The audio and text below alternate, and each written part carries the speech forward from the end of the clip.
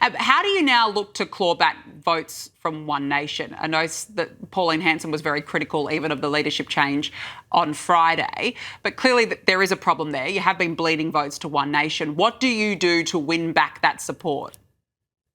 Well, once we establish those clear policy foundations on the things that matter to people, on energy, on immigration, on the economy, I think then we have to turn to everyone on the right of politics, no matter where they are, and say, come with me. And I think Angus is going to do that. He's going to tell people, we've got a long way to go to the election, but right now we have to be a credible opposition to Mr Albanese. And if you need to wear your orange shirt for a while, wear it for a while. But on these fights we have to have with Labor right here, right now, come with us. And I think we will show that strength over time. We will show the direction that we're heading in. Yeah, look, good to hear. As I said, it's a great start to hear Angus Taylor really firing on all fronts when it comes to those issues that I think a lot of Conservative voters have been tearing their hair out about for so long. I want to ask you, I just spoke earlier about these reports in the Daily Telegraph that 14 children in New South Wales have been subjected to suspected forced marriages in the past financial year. These are unofficial ceremonies conducted by Islamic clerics in backyards. It's up from 8 the year before. Garth, my argument is that we've imported this. And again, immigration is key. It comes down to immigration policy. Now, I will point out the majority of Muslims live peacefully in this country, but I am talking about a radical sect of Islam that is incompatible with our values. What do we do about it?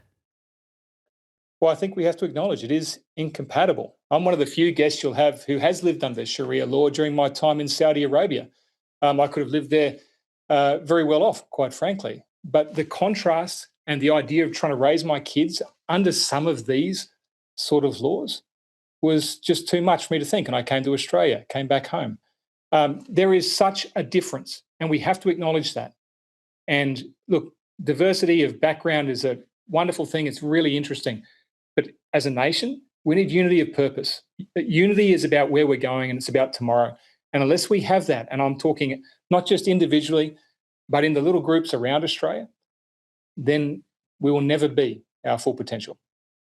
No, that's it. And I do agree. I think it comes down to a lot of acknowledgement that we have brought some people in whose values are incompatible with a Western democracy in particular. And, some who hate us, some who hate our values, and some who have no interest in assimilating into this great country. So, we have to actually raise the point. We can't dance around it. That is absolutely key.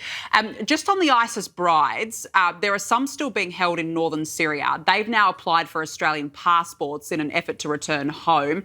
We're talking, Garth, at least 10 women and children who are in Syrian camps. They've lodged applications. Look, here we go again. The jihadi romance doesn't quite work out. They want to come back here to the country in which they betrayed when they left here to go to the death cult. What's your response to this? Look, I have a lot of sympathy for the children. I imagine they've been raised in very difficult circumstances. The truth is, however, these mothers left Australia, they chose to go to join an army that was fighting against people who share our values, that wanted to violently fight against us. They made that choice. And this isn't a choice that's compatible with living in Australian society. This isn't you can't be a member of ISIS and live down the end of the street and everyone be happy about it. This is something that is completely against our way of life, and they chose that. And they've spent time, sadly, in these camps, which would be an absolute hotbed of fundamentalism and all the sort of things that we try to avoid when we're looking at people who want to come to Australia. So I think I don't have much sympathy in these situations for these women. I'm sorry, they've made their decision. They chose not to be Australians. They chose not to support us at a pivotal time in history. And I can't see something that says why they should be back here. No, I agree. I've got no sympathy for them either. They knew what they were doing when they left this wonderful country of ours to go and join the death cult. I've no sympathy on my end either. Garth Hamilton, always nice to chat with you. Thanks very much for joining me on the program. Really appreciate it.